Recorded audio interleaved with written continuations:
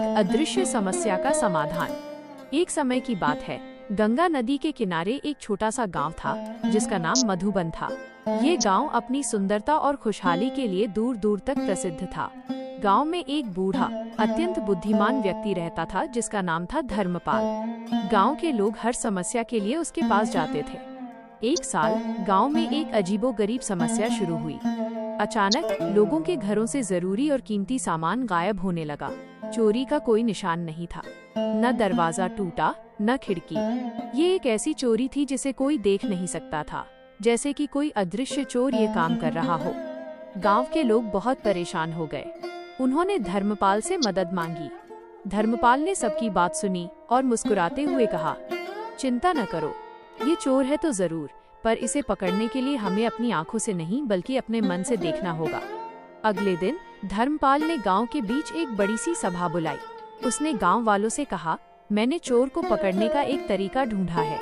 मैं एक गुप्त मंत्र जानता हूँ। जब मैं ये मंत्र बोलूंगा तो चोर का बायां कान तेजी से हिलने लगेगा। यह सुनकर सभी गांव वाले एक दूसरे की तरफ देखने लगे।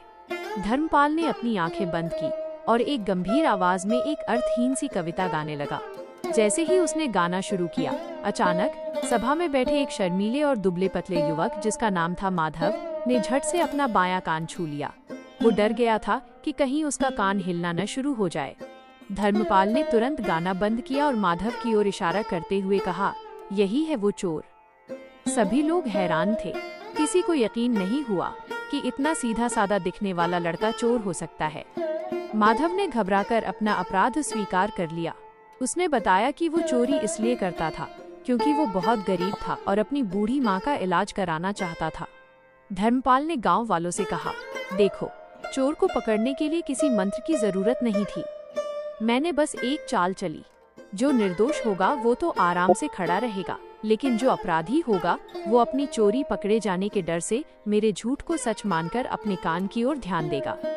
गांव वालों ने माधव की मजबूरी को समझा और उसे माफ कर दिया। उन्होंने मिलकर माधव और उसकी मां की मदद की।